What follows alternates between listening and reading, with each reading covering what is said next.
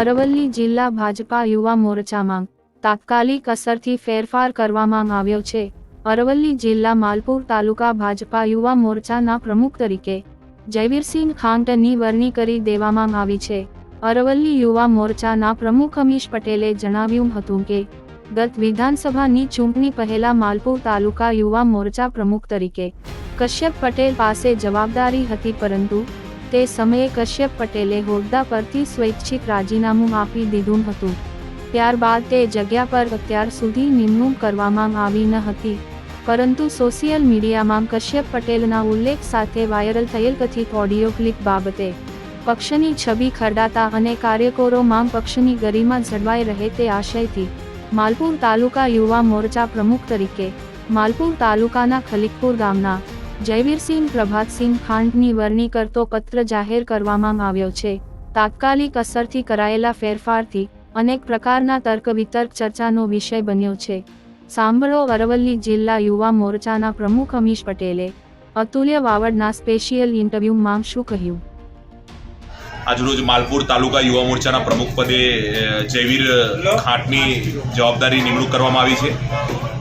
વિધાનસભાની ચૂંટણી વખત જે તે સમયે કશ્યપ પટેલ માલપુર તાલુકા યુવા મોરચાના પ્રમુખ તરીકે સ્વૈચ્છિક રીતે રાજીનામું આપ્યું હતું અને એ દિવસથી આજ દિન સુધી માલપુર તાલુકા યુવા મોરચાના પ્રમુખ પદનું જગ્યા ખાલી હતી।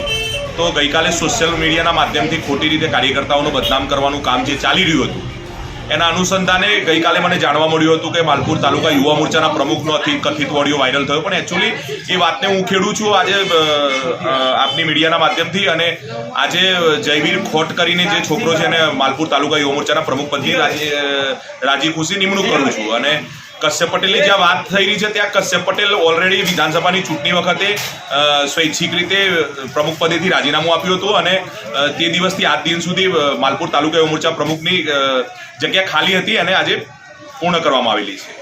ઓડિયોમાં એવા આક્ષેપો થઈ રહ્યા છે કે એ પોતે ઉઘરાણા કરતો હોય છે, લાખો રૂપિયાનો ઉઘરાણા કરતો હોય છે, આ બાબતે સત્યતા ચકાસી હતી આપે? ના, આપની ઓડિયોની અંદર કથિત ઓડિયોની અંદર કશ્યપ પટેલનું કોઈ જગ્યાએ ઓડિયો આવેલો નથી મારા જોડે ધ્યાન ઉપર, પણ લોકમુખે ચર્ચા થઈ રહી હતી। એ માધ્યમથી મેં જાણવા મળ્યું હતું કે કશ્યપ પટેલ આવી કંઈક ગતિવિધિ થઈ રહી હતી, પણ મેં પોતે એ ઓડિયો કશ્યપ પટેલનો છે નહીં એટલે હું ખોટી વાત નહીં કરી શકું। પણ એ બે કાર્યકરો વચ્ચેનો સંવાદ છે, એમાં તો બે કાર્યકર્તાઓ વચ્ચેનો સંવાદ હશે, મેં સાંભળ્યું તો, પણ એ કાર્યકર્તાઓ કોણ છે, શું છે, અને કોઈ પણ વ્યક્તિ બે કાર્યકર્તાઓ વાત કરતા હોય એટલે એનો મતલબ એવો નથી કે કોઈને ઉઘરાણી કરે।